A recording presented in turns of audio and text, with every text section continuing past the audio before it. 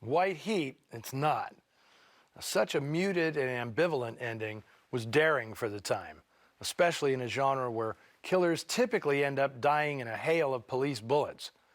Producer Stanley Kramer is to be commended for not sensationalizing the story, although its ad campaign, featuring women in the crosshairs of the sniper's rifle, well, that is tasteless in any era. And regardless of your take on how Edward Dmytryk handled his personal political hell, he deserves credit for making a manhunt thriller that's both suspenseful and uncommonly sensitive in its handling of a difficult subject. Now, this would be his last genre picture. He'd go on to specialize in A-list adaptations of big novels with big stars, like The Caine Mutiny, The End of the Affair, Raintree County, and The Carpetbaggers.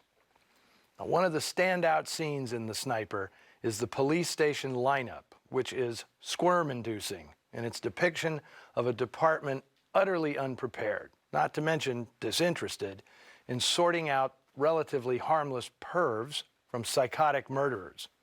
Although he's uncredited, the scene gives veteran character actor Ralph Peters one of the best roles of his long career. And man, he makes the most of it. Well, maybe she did make a mistake. Soured you on women. Turned you into a real killer. Is that what it did? You can't pin anything on me this time. Not even a rose? What a shame. And then there's the scene at Playland, which may not have a murder, but is one of the most blunt and ugly depictions of male psychosis in any movie of the era. If you know of another scene that shows such raw male hatred of women, don't tell me about it, because I don't want to watch it. I mentioned at the top a terrific supporting turn by Marie Windsor. Of course, I didn't let on that she's not in the film for long. But in her brief screen time, Windsor distilled the woman she typically played in noir. Strong, self-reliant, and sexually alluring, which, in the scheme of this film, all but guarantees her demise. Although this role was no stretch for Marie, she was particularly proud of her performance. That's because on the night they filmed her death scene, the special effects department produced only a single sheet of fake glass. And Dmytryk told her that she'd only get one take. And Marie, total professional that she was, nailed it. The spot where Jean Darr was killed was an actual San Francisco night spot located on Union Street, the Paper Doll Club. In fact, it was one of the earliest openly gay bars in San Francisco. As a native, I can attest that unlike many films shot in San Francisco, the geography of The Sniper is logistically pretty accurate. Most of the action takes place in the cramped core of the North Beach district. The Paper Doll was, accurately, just a short walk from Jean Darr's apartment, which was located on Calhoun Terrace on the east side of Telegraph Hill. Not a location a lounge singer could afford today. Eddie Miller's apartment was in the same neighborhood, in the 400 block of Filbert Street. Now, one setting that wasn't authentic was Playland Amusement Park.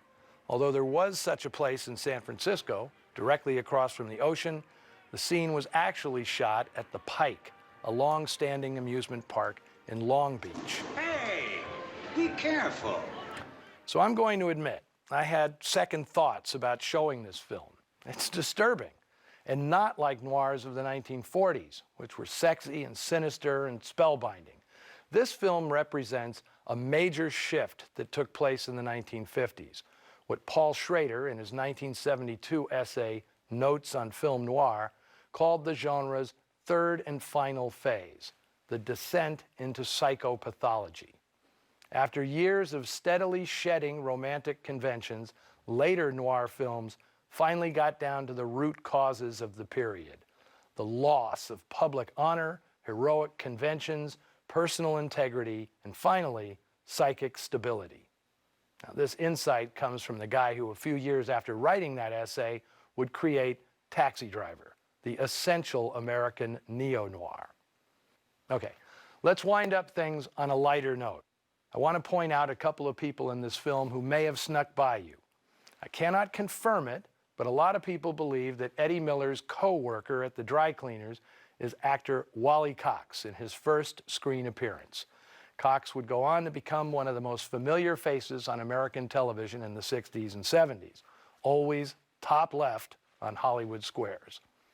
And the small role of Millie, the girl at the drugstore soda fountain, is the first screen appearance of actress Karen Sharp, just starting what would be a prolific career, which, coincidentally, included a starring role opposite the sniper, Arthur Franz, in a 1955 television movie about carmaker Henry Ford. But here's the real coincidence. Although she never encountered the producer of The Sniper during its production, 14 years later, she would marry Stanley Kramer. And today, Karen Sharp Kramer is the tireless champion of her husband's legacy, which includes fellowships for young socially conscious producers and directors. Now, next week, we've got another film featuring a mad dog killer on a rampage, but this one's from the B unit at RKO. So its comic book brutality is more amusing than agonizing. You want to be here when Noirvember goes out in a blaze of fury as tough guy Charles McGraw busts back into Noir Alley and takes everybody hostage in The Threat. Or should that be As the Threat? Well, we can debate the semantics on the Noir Alley Facebook page and Twitter feed. Until then, this is Eddie Muller signing off.